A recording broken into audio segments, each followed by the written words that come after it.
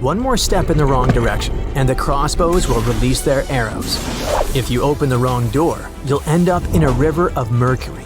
It's almost impossible to get out of this place, but it is even more difficult to get here. No, this is not a location from an adventure movie, but a treasure hunter. This is a real giant tomb filled with traps and streams of toxic mercury. And it's not somewhere deep in the Amazon jungle or an unknown island. This tomb is located in central China, near the city of Xi'an. And you know what the coolest thing is? This tomb was built more than 2,000 years ago. And even now, in the 21st century, we still don't know how to get there. But let's start from the beginning. Many of you have probably heard of terracotta statues. Thousands of clay sculptures of people. Those statues were first found in 1974, when a group of peasants were digging decks near Xi'an. They found a detailed human-sized figure, and that was 1 out of 1,000. Each figure was made as realistic as possible. Each of them was unique and had its distinctive details. More than 50 years have passed, and scientists are still digging up these sculptures. The number has already exceeded 8,000. But what are they doing there? What is their purpose? Terracotta sculptures are kinda guarding the tomb of Emperor Qin Shi Huang. He was such an influential man in China that he wasn't just buried in a tomb. His servants created a giant coffin complex the size of a small town. So, if thousands of clay guards symbolically protect this place, it's difficult to imagine what's in the center of this ancient, gigantic tomb. But first, let's find out who Qin Shi Huang was, and then move on to the dangerous traps. He was the first son of the ruler of the kingdom of Qin. It was one of the 6 kingdoms that existed on the territory of modern China. In 2059 BCE, when Qin Shi Huang was born, those 6 kingdoms were independent and separated from one another. Moreover, there was a strong conflict between them that lasted for more than 200 years. But Qin Shi Huang turned out to be the man who managed to conquer and unite all these kingdoms. He became more than just a king. He became the first emperor of China. But how did he complete a seemingly impossible task? Natural disasters, clever strategy, tactics, and skills helped him to conquer the 6 kingdoms. Scientists are still arguing about some of the details of how this happened. All that can be said is that Qin Shi Huang was a very wise and intelligent emperor. So it's not surprising that his burial turned out to be so huge. He was buried in the largest and most luxurious funeral complex in the history of China. The area the size of a small city contains many underground caves filled with things an emperor could need in the afterlife. In ancient China, as well as in ancient Egypt, people believed that when an emperor went to the other world, he could take with him those things that were buried with him. Unfortunately, sometimes it could be people, but Qin Shi Huang acted wisely and correctly. He decided to bury clay statues. But the coolest thing is that the architects and builders of this complex made it impregnable. The whole area holds many secrets, historical artifacts, and priceless objects. There's a beautiful place with the emperor's body in the center of this tomb. Imagine how many treasures you can find there, and all of them were meant to remain untouched and unseen by other people. And we probably won't be able to get to them, at least in the near future. Ancient Chinese historian Sima Qian wrote something about the tomb about 100 years after the emperor's burial. He said that this place had dangerous traps inside the tomb that would destroy anyone who dared to enter the tomb. The engineers installed crossbows with loaded arrows and also poured a huge amount of mercury, simulating the movement of rivers. Of course, that was 2,000 years ago, and crossbows probably don't work anymore. But what about mercury? This toxic metal has no expiration date. It's shiny and moves quickly in liquid form. It looks beautiful, but don't touch it. Even a small drop of mercury can cause damage to your body. Inhalation of its vapors or ingestion causes damage to nerves, the liver, kidneys, and many other symptoms. And that's just one drop. Imagine how dangerous rivers of this substance can be. Who knows how much mercury was loaded there by the tomb builders? But even if you dodge all the traps and don't end up in the poisonous river, mercury would still be able to harm you. Its vapors can pass through the cracks in the walls. This means that the entire tomb is probably soaked in this substance. And by the way, this is not just a guess. Scientists have measured the mercury level at the excavation site and found that it's much higher than normal. But why mercury? In ancient China, mercury was considered the elixir of youth, the source of immortality. According to the records, Qin Shi Huang often took pills with this element. Perhaps this was the reason that his life ended at the age of 49. In any case, people can damage ancient structures and artifacts during excavations. For example, archaeologists caused great damage to Tutankhamun's tomb during its exploration. You dig around, but then suddenly the entrance collapses and you destroy vases, scrolls, interior decorations, and other stuff. But even if you do everything carefully, the writing and drawings on the walls can be destroyed by sunlight or oxygen. Places where there has been no fresh air and ultraviolet radiation for thousands of years have their own chemical composition that can be damaged by contact with the outside world. In the 1970s, when archaeologists were excavating terracotta sculptures, the paint pigment fell off the statues because of contact with the sun and air. Fortunately, the archaeologists quickly adapted and created a technology that allowed them to get the statues out without damaging the paint. It was a long and careful process, but it was worth it, and here's why.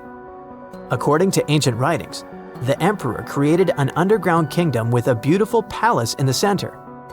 He decorated the ceiling of this palace with expensive pearls. You know why? To simulate the stars in the night sky. And that's just the ceiling.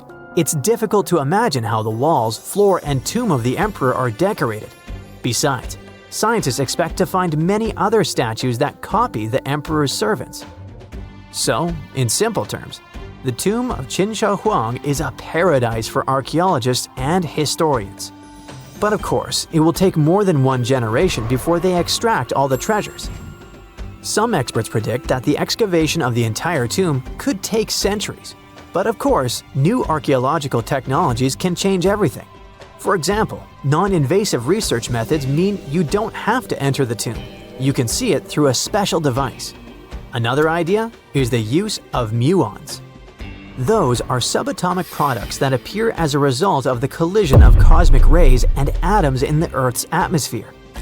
The point is that these muons can penetrate through solid objects, just like X-rays. Or how about nanotechnologies? Imagine millions of tiny digger robots climbing into a tomb and starting to scan the area.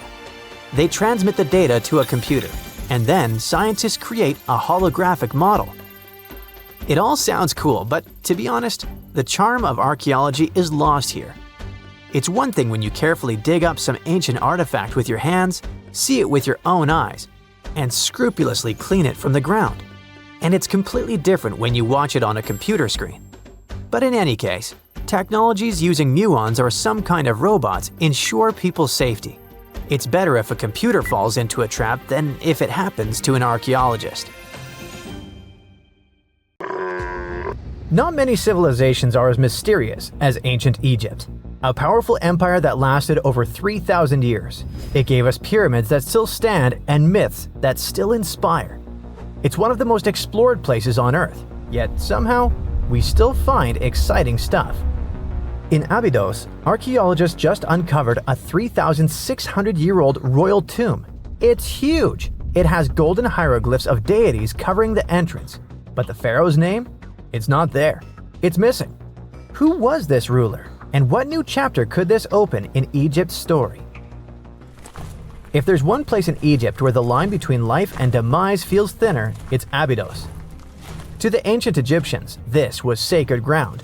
They believed it was the burial place of Osiris, the god who literally passed away, had his remains separated, and came back to life to rule the underworld. Because of that, Abydos became Egypt's spiritual gathering place. Pharaohs built amazing temples here, like the Temple of Seti, famous for its King's List, a wall that has the names of 76 pharaohs carved in it. Pilgrims came from across Egypt, leaving offerings and participating in Osiris festivals, where his demise and rebirth were ritually reenacted. It wasn't just symbolic worship, it was Egypt's version of Comic-Con. But instead of cosplaying superheroes, people reenacted gods coming back to life. Obviously, pharaohs competed to be buried as close to Osiris as possible. Abydos became part cemetery, part holy city, part afterlife insurance policy. Fast forward thousands of years, and we still uncover remarkable stuff around Abydos. That's the case with the recently discovered tomb. In early 2025, a joint team of researchers from the US and Egypt decided to dig beneath a rocky rise ominously called Anubis Mountain. You remember Anubis, the jackal-headed deity who guarded cemeteries. The uncovered royal burial was hidden 23 feet below the surface. Sadly, even though it eluded archaeologists for so long, robbers had already taken away with treasures ages ago. They could definitely tell this was a tomb of someone super important. Similar to how you can walk around a mansion with no furniture but still deduce that someone rich must have lived there. The chamber had mud brick vaults rising over 16 feet. That's taller than a female giraffe standing upright. For something built 36 centuries ago, it still felt enormous. However, when you remember that Egyptians were masters of architecture, nothing seems surprising. So no treasures, no golden mask, and sadly, no name. The cartouche that should have spelled the king's identity was unreadable. Egyptian tombs usually bragged about who was inside. In ancient Egypt, a cartouche was basically a big oval name tag for kings wrapped in hieroglyphs. Think of them as VIP passes that worked in both this life and the next. Without it, your soul couldn't check into the afterlife hotel. That's because to the Egyptians, your name, your ren, wasn't just so your teacher could distinguish you from kids with the same haircut. It was a core part of who you were. As long as your ren survived, so did you. To have your name forgotten was considered a fate worse than passing away. A soul cannot journey without a name. That's why you'd see cartouches all over the place, on temples, obelisks, jewelry, statues, and tomb walls. It wasn't there just for the marketing. It kept the pharaoh's presence front and center everywhere you looked. Imagine building a massive tomb only for 3,600 years later to walk in and go, who is this guy again? Not cool at all. That's why it's fair to imagine our nameless pharaoh haunting the robbers for all eternity. So yeah, cartouche was considered very significant. One of the most famous and mind-blowing examples comes from the tomb of Thutmose III. His burial chamber and sarcophagus were literally shaped like a cartouche. In other words, the entire room was a living architectural symbol of his name. Thankfully, in the recently discovered tomb, not everything was erased. Painted in golden hues at the entrance were two familiar guardians, deities Isis and Nephthys. Isis was the magician who stitched Osiris back together and breathed life into him. Nephthys, her sister, was the eternal mourner and protector of the mummy. Together, they promised that whoever rested here would not face the afterlife alone, and it's one additional proof of the importance of the mysterious pharaoh. So, who could this be? To answer that, we need to go down history lane. This tomb dates back to Egypt's messy chapter called the Second Intermediate Period. Instead of one ruler in charge, the country had many rival kingdoms, each with its own little power base, like a real-life Egyptian version of Game of Thrones. And right in the middle of that chaos was Abydos. For a while, it was home to its own line of kings, the so-called Abydos dynasty.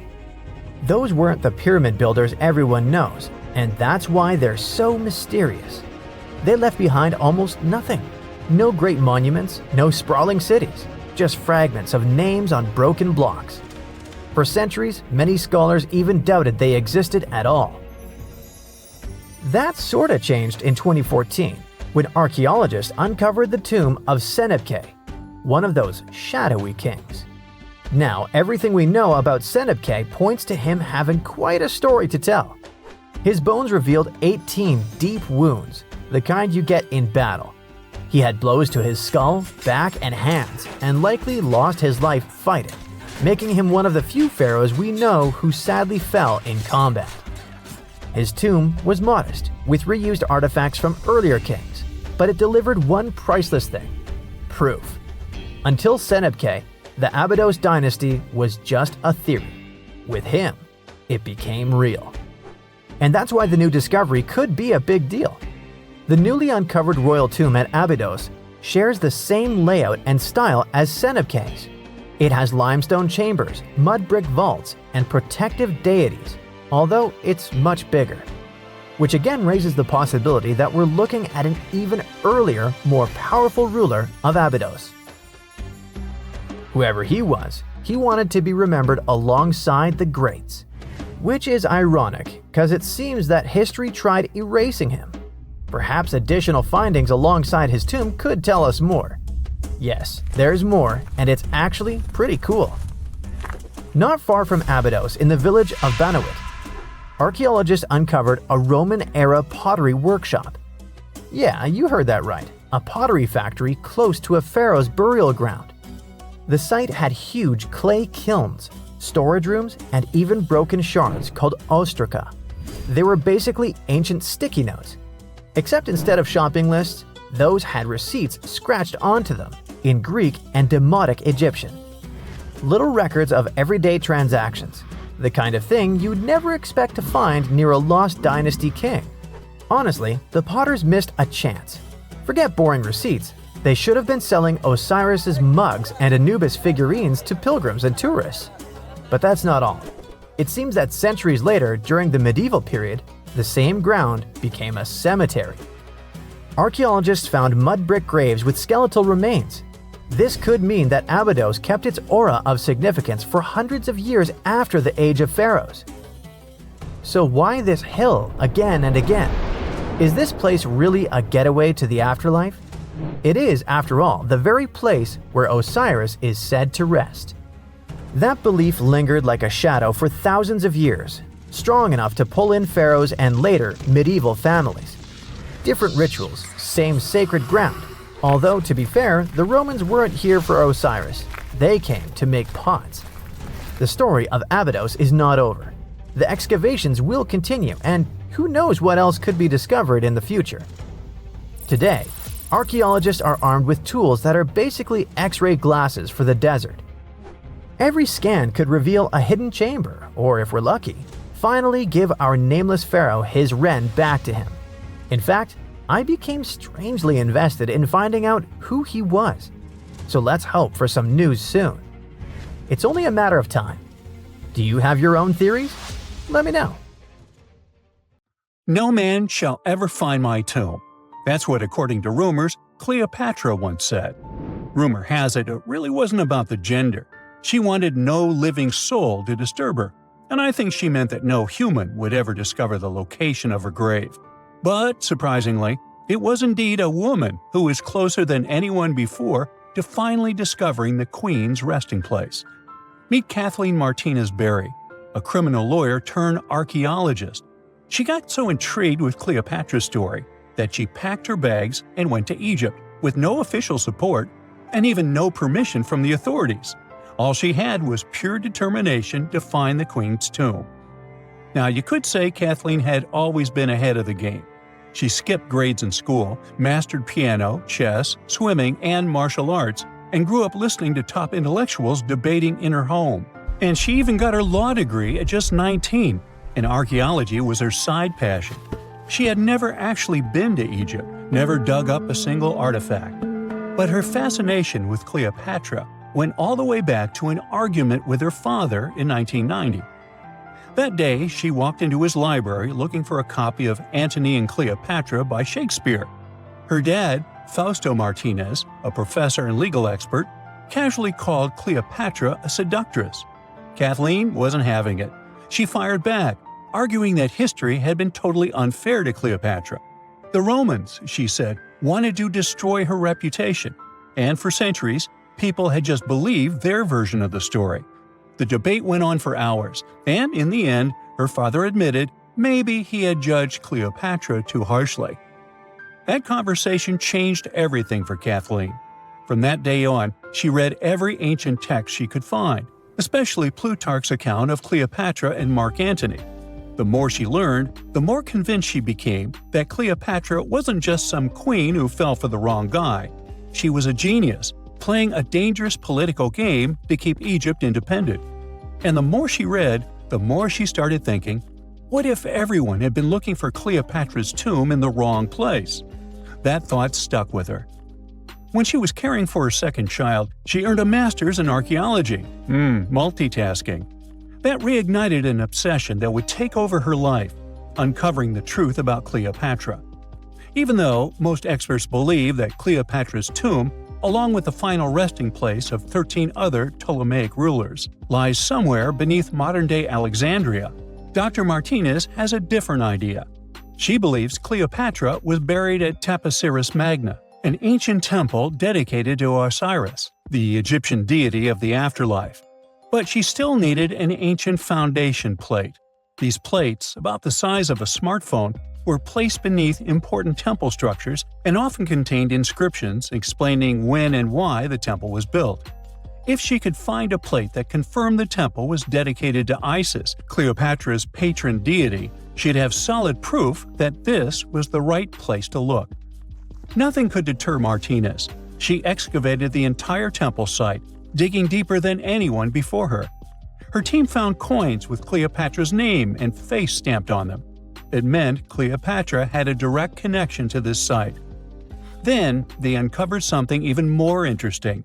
A tunnel used to bring water to people, leading straight from the temple into the Mediterranean Sea. So, if parts of the temple had already sunken into the water, could Cleopatra's tomb be down there too? Martinez needed proof to convince Egyptian authorities to let her search underwater. And, against all odds, she found the missing foundation plate. On it, the pharaoh offered a large area of Nubia to deity Isis. That was it, the confirmation she needed. The temple was indeed dedicated to Isis, proving her theory wasn't just speculation. If one temple was on land, Martinez suspected the second temple, possibly Cleopatra's tomb, had collapsed into the sea. She needed help from experts in underwater archaeology, so she reached out to Robert Ballard, the guy who discovered the Titanic. With support from the Egyptian authorities, she and her team began exploring the waters off the coast of Alexandria. And what they found was mind-blowing. Underwater, they discovered massive stone structures, some standing 6 to 10 feet tall, right where the coastline would have been thousands of years ago. They also found basalt blocks, the same material used in the statues from the first temple. That meant one thing: those weren't just random rocks. They were the remains of a lost city, buried beneath the sea for centuries. Now, we can only wait and see whether Martinez and her team will be able to unravel one of the greatest mysteries of the past left by the outstanding woman that was Cleopatra. Here's some backstory. After her father, Ptolemy VII, passed away, Egypt's throne went to both Ptolemy VIII and Cleopatra, or so it seemed. Cleopatra, just 18 at the time, allegedly married her 10-year-old brother. Yeah, ancient royalty had some different customs, though there's no solid proof of that. But sibling love didn't last long. Young Ptolemy decided he wanted all the power for himself and tried to push Cleopatra out. Forced to flee the country, she didn't just sit around feeling sorry for herself. She raised an army, ready to march back and take what was hers. That's how, at 21, she was already in the Sinai Desert, leading an army and planning her return to the throne. Now, by that time, Cleopatra had already been locked in a powerful political, and not only political, alliance with Julius Caesar. In June 47 BC, she gave birth to a son, Ptolemy Caesar, better known as Caesarion, who, many believe, was Caesar's child. But that didn't stop her from playing by Egyptian royal rules. And her husband number 2, her other brother, Ptolemy XIV.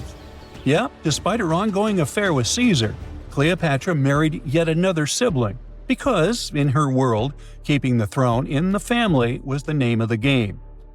Now, marriage aside, Cleopatra's bond with Caesar stayed strong. She even traveled to Rome with Ptolemy XIV for a state visit. But instead of playing the role of a dutiful queen, she stayed in Caesar's private villa by the Tiber River. But after Julius Caesar lost his life in 44 BCE on the Ides of March, Cleopatra's political standing became shaky. To make matters worse, her husband Ptolemy XIV passed away soon after, and some suspect Cleopatra had a hand in it, leaving her as the sole ruler of Egypt. Meanwhile, back in Rome, Mark Antony was rising to power as Caesar's presumed successor. Wanting to size up the Queen of Egypt, he summoned Cleopatra, and she did not disappoint. Sailing into town on the lavish barge, dressed as a deity, Cleopatra made quite an entrance. Antony was instantly mesmerized, so much so that he left his third wife back in Rome and followed Cleopatra to Alexandria, where their relationship turned into a full-blown royal affair. The two had 3 children together. Together, they waged war against Caesar's adopted son, Octavian, in a battle for control of the Roman Empire. The last time the queen was seen, she was in her mausoleum, dressed in full royal splendor, diadem on her head, lying on what Plutarch called a golden couch. When Antony and Cleopatra lost at Actium, Octavian's forces marched into Alexandria. Cleopatra apparently knew the end was near, so she locked herself inside her mausoleum, surrounded by gold, silver, pearls, and priceless art. Those were the treasures she threatened to burn rather than let the Romans take them. Antony, meanwhile, wasn't going to let the Romans capture him alive. He wounded himself with his own sword, but before he passed away, he was carried to Cleopatra's side. She held him as he took his last breath in her arms. A little over a week later, Cleopatra made her own choice. Rather than face humiliation as Octavia's prisoner, she ended her life. Legend says it was the bite of a deadly asp, though history isn't quite clear on that. At the time, Cleopatra was only 39. Sounds like a rather full life to me. It's nighttime, and you're about to walk inside Pharaoh Tutankhamun's final resting place. You know, King Tut. You don't have a torch, but at least you came with a flashlight. You walk down several flights of stairs and observe how the walls are carved in hieroglyphics and what looks like a spell. Those who take anything from this place will be doomed for life, the spell says. Even if you don't really believe it, this scares you a little bit. You find a huge stone door. Is it a trap? You manage to open it, but oh no, it's only an empty chamber. You check your map. It seems like you're heading in the right direction. After what feels like hours, you realize you must be trapped inside a labyrinth. You try to retrace your steps, but you can't find the door where you came in from anymore. That's it, you think to yourself. You've fallen for the Pharaoh's trap. What's worse, you didn't bring a lunch. Okay, so we've all seen Hollywood movies where the main character is exploring ancient ruins and faces some seriously dangerous traps, right? We've been told Egyptian royalty protected their final resting places with venomous scorpions and snakes, sliding doors that will trap you for life, and giant rolling boulders that will crush anyone on their paths. The thing is, were these traps truly real? Well, I regret to be the one to break it to you, but this is all fiction. These elaborate traps were too technologically advanced for ancient civilizations to pull off. That is not to say, however, that there weren't any traps at all. Ancient civilizations, like the Egyptians and the Mayans, are known for their practice of building entire monuments dedicated to the ones who had passed away. These structures would often reflect the position of person occupied in society. So, for the really important people, the VIPs of their times, massive monuments were built to host their bodies long after they were gone. Some of these civilizations believed that a person's life would continue on the other side of the veil.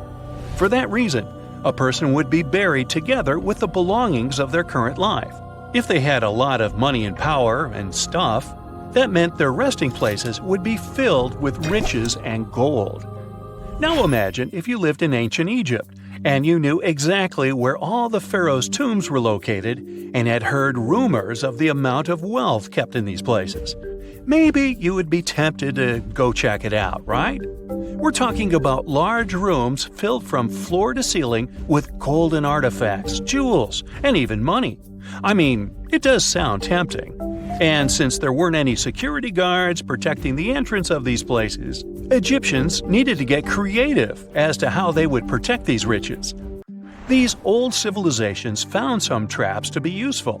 A recurring one was building empty rooms inside the monument to confuse a burglar.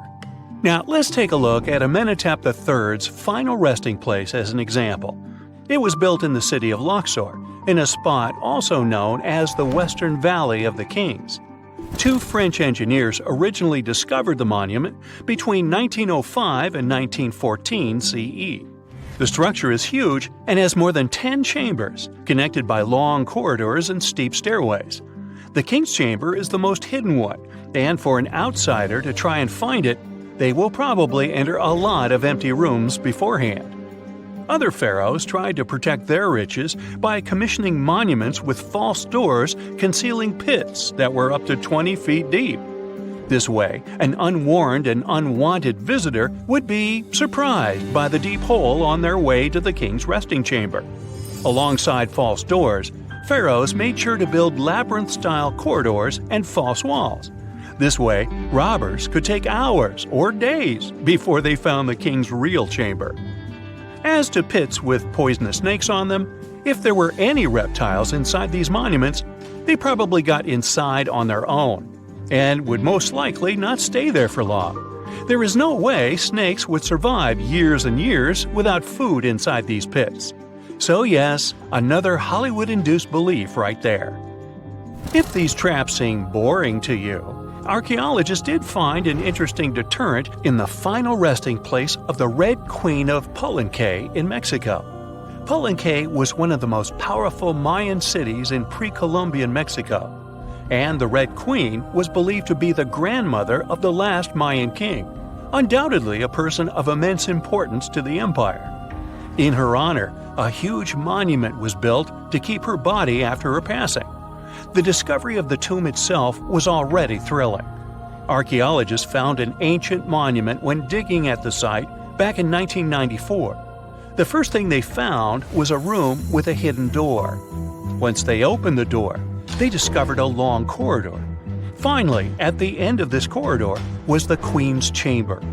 The team of archaeologists was beyond excited to unearth this chamber with the mummy of the Queen herself still inside it. They found her to be accompanied by her pearls, jade shells, and expensive rocks. But as the team explored the remains, they saw something rather strange. The room was filled with a red-colored powder. Researchers knew that the color red was important to the Mayan people, and that much of their clothing and buildings were decorated with this color. But they didn't understand why the queen was buried with this unknown red substance.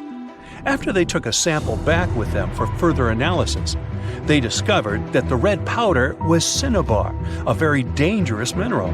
This powder, when inhaled, can cause, shall we say, severe health damage to a person. The team concluded that this could only be a trap for anyone trying to steal her riches. Okay, so dangerous powders might have worked as the most intense traps we've seen until now. But perhaps the cheapest way to keep out unwanted visitors was to advertise spells written out all over the monument. We'd probably laugh at these today, but back in the day, they were more or less effective. Spells usually said that the person who took anything from that place would meet a tragic fate. Some spells said that robbers would lose their houses in big fires or terrible floods. Other spells said burglars would have incurable and undiagnosed health issues, but they weren't really enough to stop people from taking any gold. There are some stories surrounding how these spells might have been real. One of them is from the famous British Egyptologist Howard Carter, the one responsible for unearthing Pharaoh Tutankhamun's resting place in the 1920s. After months of unsuccessful digging, Carter discovered the tomb's existence by chance. He found the entrance to a stairway right beneath the soil where he had been searching all those months. With the help of a team, he cleared the piles of sand blocking the stairs and discovered a doorway. The door had several royal symbols carved into it, and Carter knew this could only mean a very important person had been buried there. And he was right. With a chisel, he made a hole in the top left-hand corner of the doorway and lit his vision with the help of a candle. He couldn't believe what he was seeing, the reflection of several golden and jeweled items crowding the chamber before him. Lost for 3,000 years, Carter had just discovered the final resting place of King Tut. But the story didn't finish here. This discovery was accompanied by a series of unfortunate events that led people to believe it had something to do with the pharaoh's spell. Carter himself mysteriously passed away just a few years later, and some of his assistants lost their houses in floods, just like one of the spells threatened. Some say it's just coincidental, as there's no real proof of these things being connected. Well, what do you think? Was this an effective trap after all? This coffin seems to defy logic. No visible openings, no way in or out. And yet, inside lies Lady Shanette Ah, a mysterious woman from ancient Egypt, perfectly preserved even after 3,000 years. How did she get there? It was the third intermediate period in Egypt, a time between great dynasties. Pharaohs wore the blue crowns. Priests in Thebes were almost as powerful as kings. Markets were filled with the cries of merchants selling dates, papyrus, and precious perfumes. Lady Shanette Ah was in her late 30s or early 40s, old age by Egyptian standards of that time. Like other Egyptians at the time, she ate meals of bread, lentils, and fish. By that age, her teeth were already badly worn down, yellowish with enamel eroded, because food in ancient Egypt often had grains of sand in it. But she wasn't just a regular woman. When she passed away for unknown reasons, her burial was lavish. Locals wrapped her body in expensive linen and adorned with artificial eyes to replace her real ones. That would help her see in the afterlife. And that's exactly how we found her 3,000 years later, in a beautifully decorated sarcophagus. It was made of cartonnage, which is kind of like papier-mâché, made by layering linen and papyrus with adhesive. These coffins were wildly strong, lasting for thousands of years, all thanks to Egypt's super dry climate. But most importantly, Egyptians only used it for the elite. So she was someone very important to the locals, though we might never know why. But there was only one huge problem with her mummy. How did they even put her in the coffin? No matter how much researchers looked, there were simply no entry points. The only visible gap was a tiny slit near her feet. But that's not nearly large enough to place her entire body inside. This mystery puzzled them for decades, until they finally learned the truth only recently. They study those mummies at the Field Museum in Chicago using new technology, CT scans. It's basically like taking thousands of X-rays and piecing them together to create detailed 3D images. That's how we can learn more about the bodies without disturbing them. And it turns out the ancient Egyptians were unbelievably clever. They didn't construct the cartonnage around Shanette Ah's body, which would be a common and easy thing to do.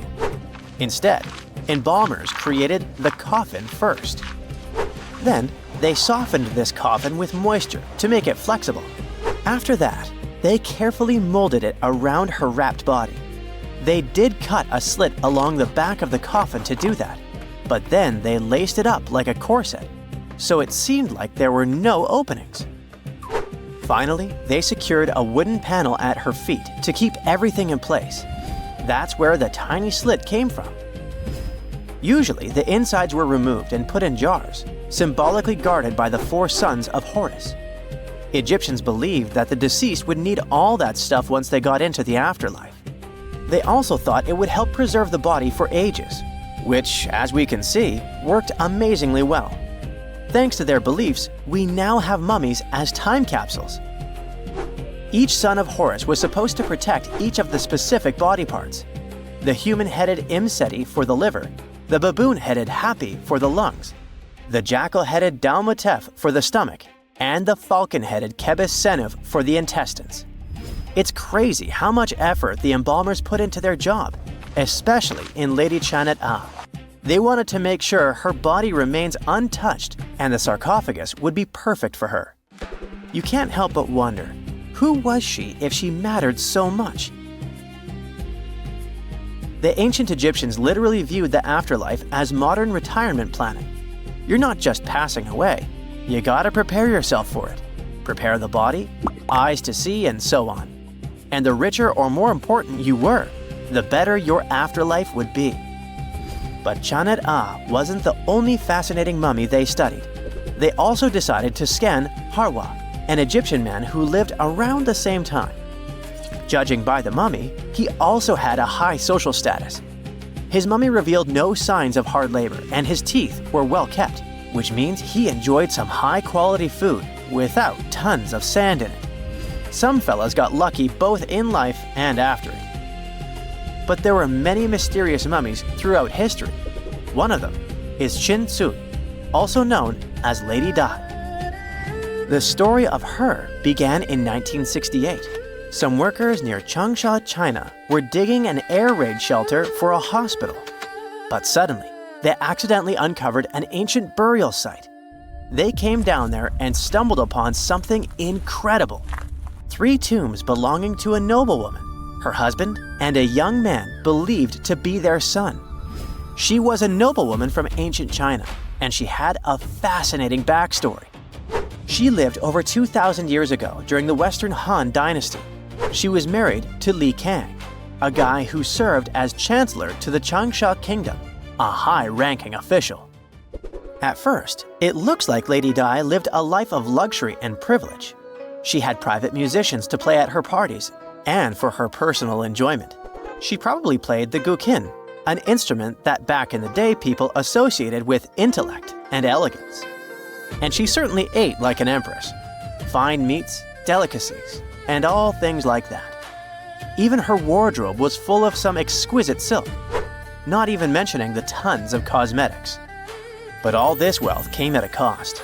The more she aged, the worse her health became. She got a full pack, a heart condition, diabetes, high pressure, and liver issues.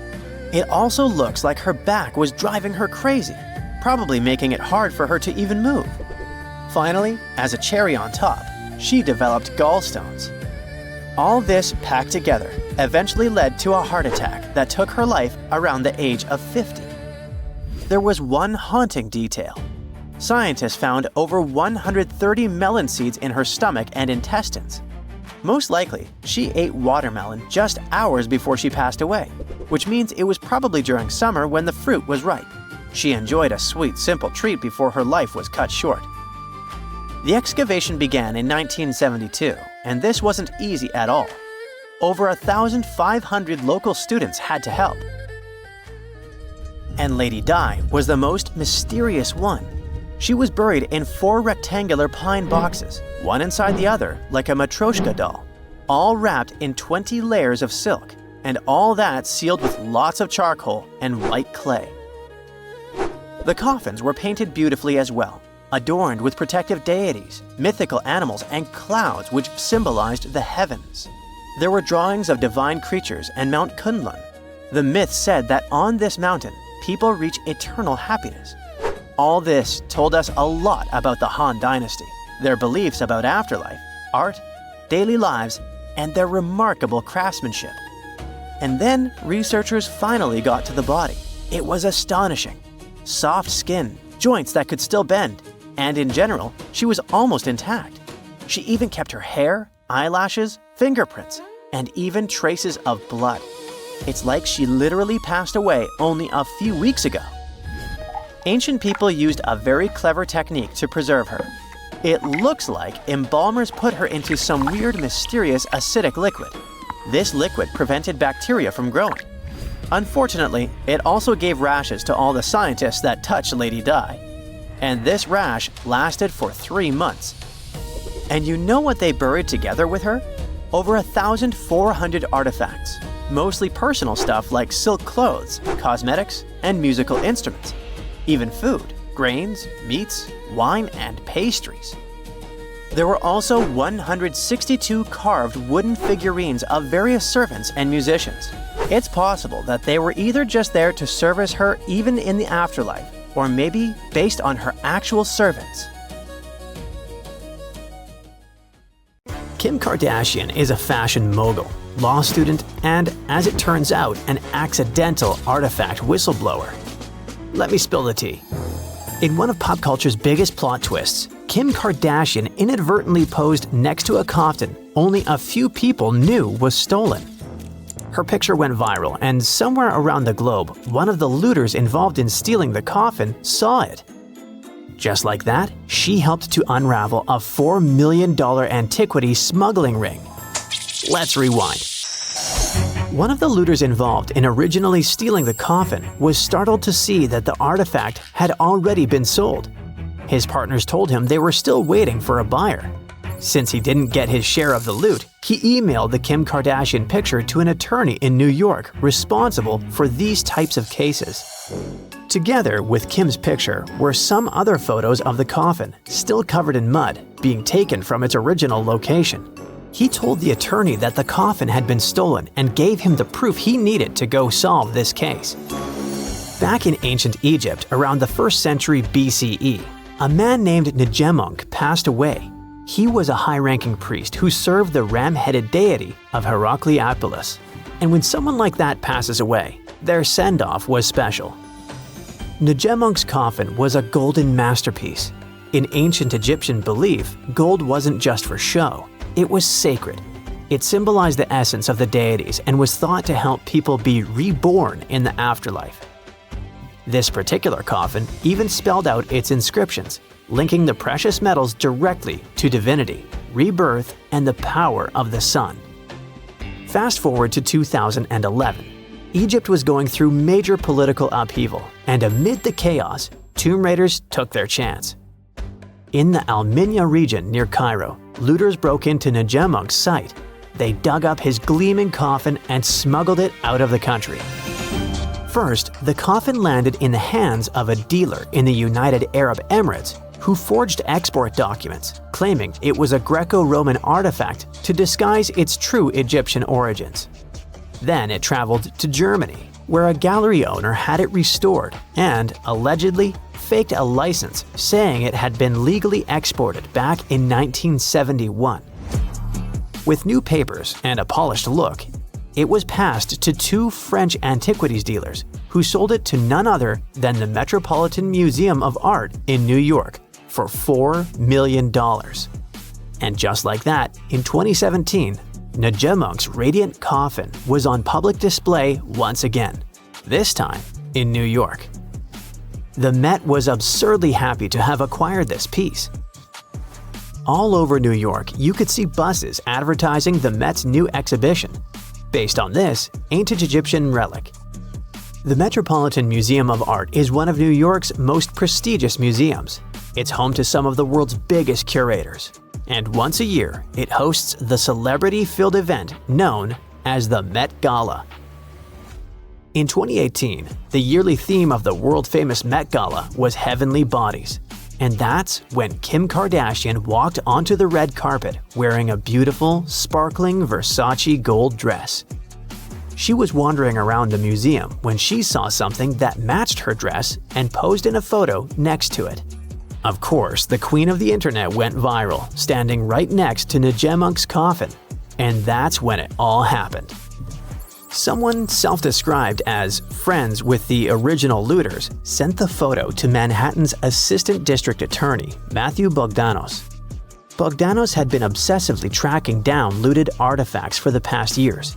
He knew there were some important Egyptian artifacts on the illegal trading market, and when he saw the picture, he knew the coffin had really been stolen.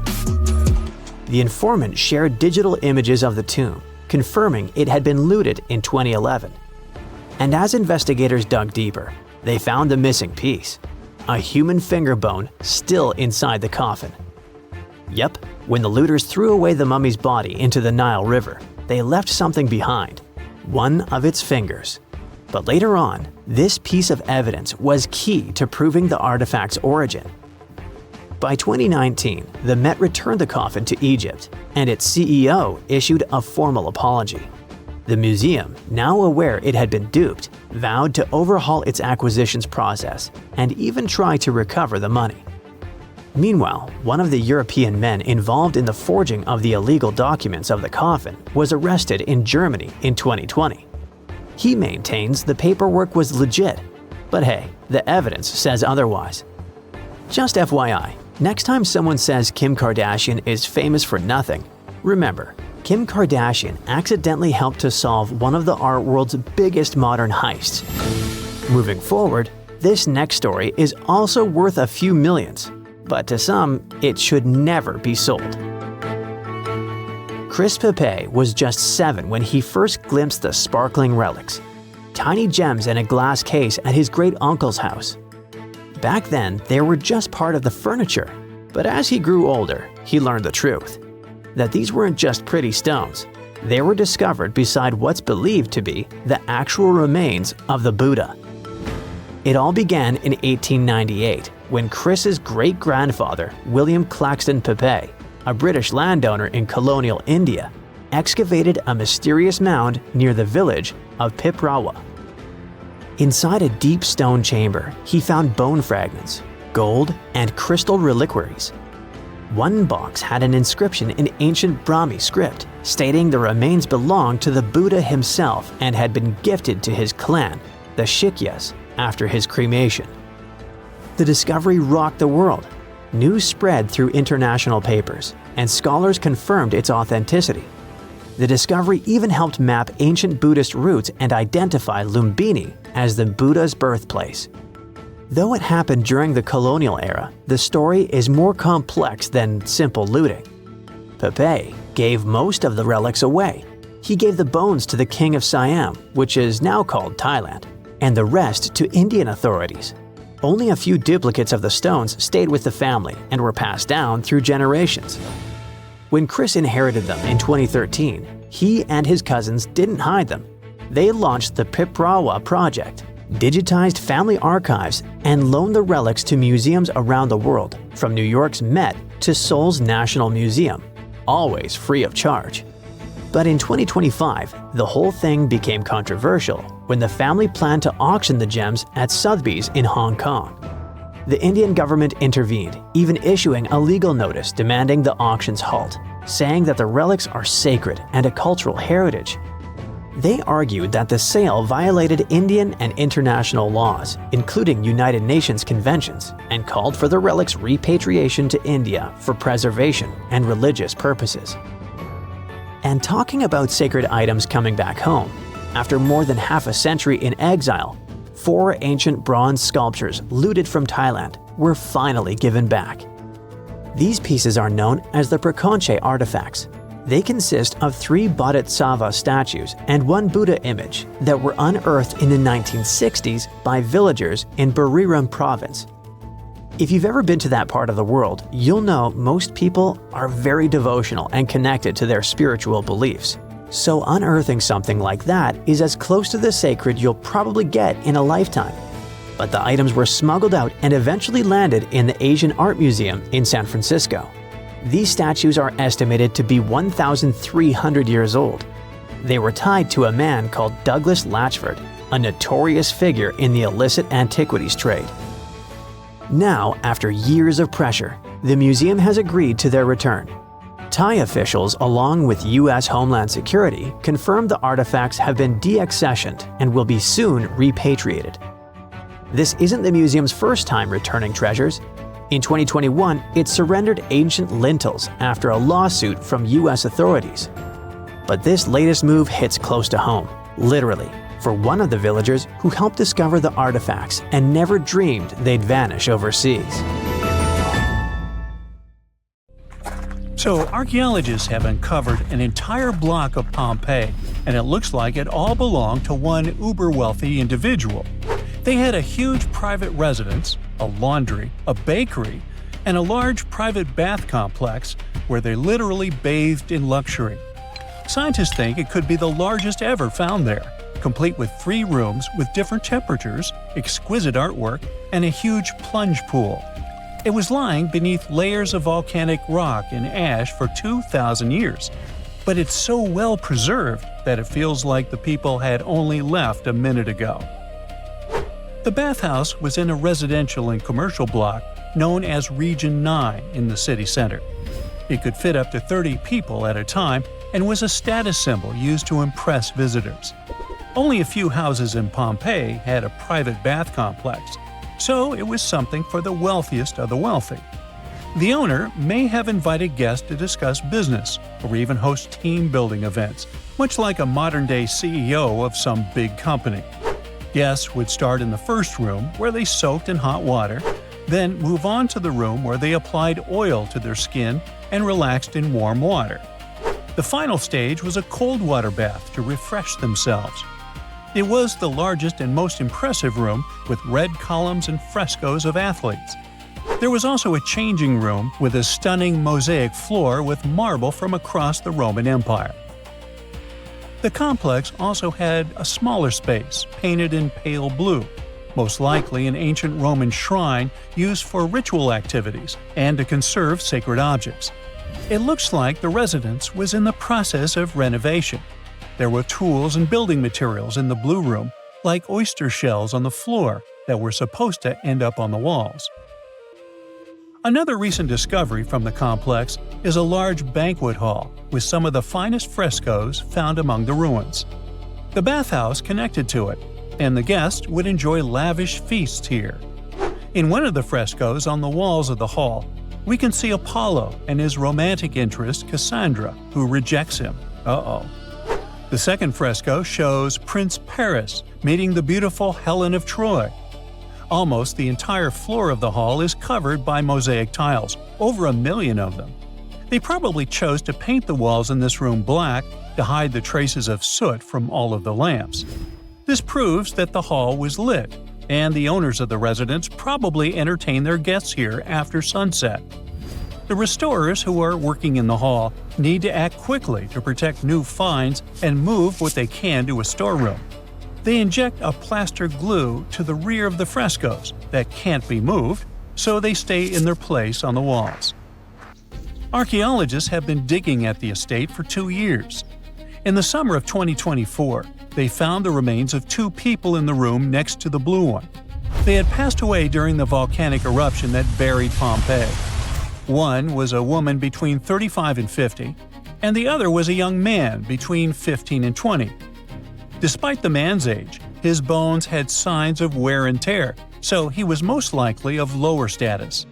The woman's bones and teeth were in excellent condition, so she must have been higher up in society, probably the wife of the owner of the house. Scientists found a whole bunch of stuff on the marble top in the room, like glassware, bronze jugs, and pottery. The lady and the young man probably brought them into the room, hoping to wait out the eruption. The guy had some keys near him, and the lady had gold and silver coins and jewelry. The coins are still shiny as new. Pompeii used to be a hub of trade and travel, so these coins must have served them well at one of the many artisan shops, taverns, and about 200 cafes and bars. That's about one place to eat and drink for every 60 residents. They even had fast food shops, something like ancient drive-thrus. Archaeologists dug out one of these with paintings of chicken, duck, and other food that were probably used as a menu. They also found traces of pork, fish, snails, and beef in jars and other containers at the fast food counter. The food was mostly to go and sold in large jars. There were also some back rooms for sit-down eating and drinking. You would only see the residents with a low income at one of such places, as they didn't have kitchens in their homes and relied on cafe food. The wealthy had kitchens in their residences, but they were small, poorly lit rooms, usually tucked away at the back of the house. Most of the time, the only thing inside was a big brick hearth. Some richer families had a small oven built into the corner, kind of like a pizza oven. The only other things in the kitchen were a water basin for cooking and washing dishes, and maybe some wooden tables for preparing food. Romans didn't have fancy kitchen tools like we do today, but they had everything they needed. They used bronze or iron frying pans, deep cooking pots, and small portable ovens to bake bread. Instead of plates, they served food on big round platters. Lunch was a small meal, usually just some meat or fish, fruit, and maybe some drinks. It was quick and not fancy, so people didn't invite guests to eat with them. Since it got super hot in Pompeii, people took a nap after lunch.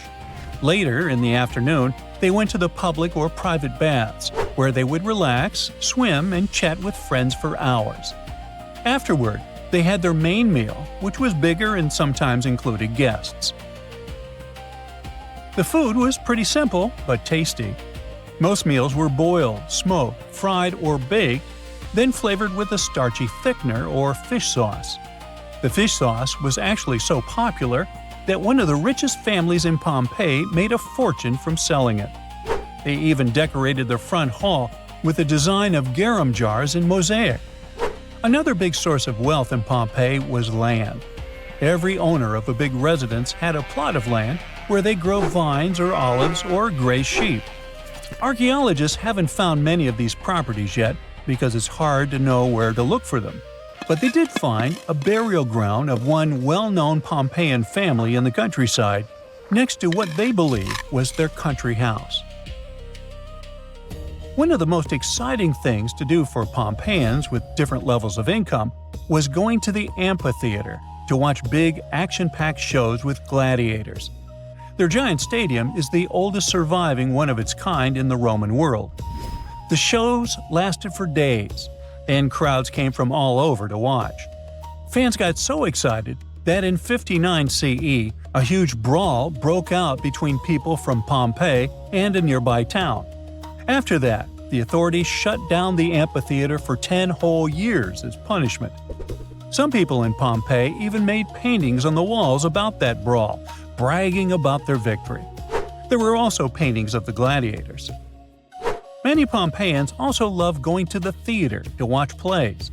The local theater was built in the 2nd century BCE and was later made even bigger and fancier. People watched funny comedies, silly performances called farces, and dramatic plays about ancient myths. Some plays came from Greece, and wall paintings in Pompeii showed that people liked the famous Greek playwright Menander. Next to the big theater, there was a smaller roofed concert hall built around 75 BCE. They used it for musical performances. Do you know how much gold has been mined by humans throughout history? About 216,000 tons, and 2/3 of this amount was mined after the 1950s. Different countries, different times, thousands of different people involved. But what if you found huge deposits of gold in one place? What if a giant gold ore deposit was discovered? No, not just giant, but supergiant. This is exactly what was found in China. A group of geologists discovered about 40 gold veins with about 330 tons of gold ore. But that's not all. 3D modeling has shown that even more gold lies underneath. At a depth of about 9,800 feet, there may be several hundred more tons. In short, there is a chance that they will discover deposits with about 1,100 tons of gold. Can you imagine how much that is? If not, that's about $83 billion. Wow! Experts say that this deposit contains approximately 4.9 ounces per ton of ore. It seems that this is negligible, but in fact, it's a high indicator in gold mining. Usually, 0.35 ounces per ton is awesome.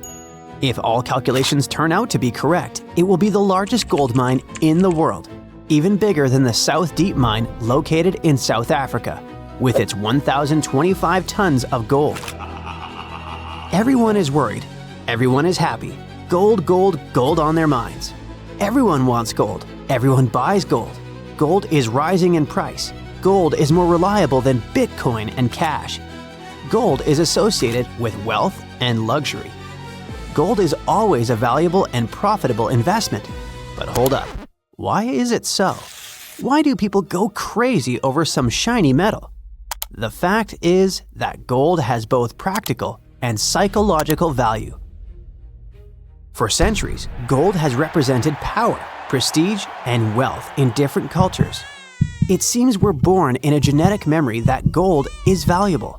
Think of how many problems gold has brought to literary heroes and how many gold-related adventures we've seen in movies. Gold makes people happy and greedy, cruel and intimidated. That's why so many people love it. Yes, it glitters, it's beautiful, but it's also practical. Gold doesn't rust, it doesn't corrode, it can be stored for a long time, and it doesn't deteriorate. It's literally a reliable investment. All other savings may lose value because of crises, but gold remains unchanged. The only problem, it can get stolen. In addition to jewelry making, gold is used in electronics, medicine, aerospace, and many other industries. Bitcoin has a value because of the public support of people around the world. Money has value thanks to the support of authorities. Gold has value on its own. It's tangible and visually appealing, and its worth is also supported by people's centuries-old belief in its enduring value. But never let gold cloud your mind. Many people lose their honor and even their minds over it. Avoid this trap. It's just a shiny piece of metal. There are other precious metals in the periodic table: palladium, silver, copper, platinum. Why is gold number 1? Cheaper metals such as copper, iron, lead, and aluminum corrode and rust. Aluminum is also not durable. Platinum and palladium are more expensive than gold, but they're too rare and difficult to mine. You won't make many coins out of them. Silver is softer than gold. It tarnishes, scratches, and deforms. And, well, to be honest, gold is more beautiful. But there is another reason why gold is so expensive. It's quite difficult to get. Gold mining is a very laborious and long process.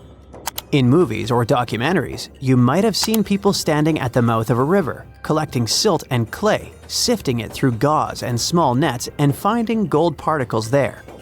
That's one of the methods for how gold is mined. You have to work hard to get just a few small pieces. How do they find gold? It used to be luck. Someone was walking along the shore and saw something glistening in the water. But today, gold detection methods are much more effective. Geologists know that gold is present in almost all rocks and soil, but its particles are so tiny that they're not visible. But when the concentration of gold is high and noticeable, work begins to extract it. Special geological teams are engaged in searching for these sites. When they discover gold, they drill wells, then take soil samples and decide if there's enough metal to carry out large-scale mining. Production depends on the deposit. If gold is in hard rock, miners drill holes, place dynamite, and detonate it. The explosion breaks the rock into pieces so they can extract the gold. But this is just the beginning of the work. After collecting large pieces of rock, workers take them to factories to extract valuable material.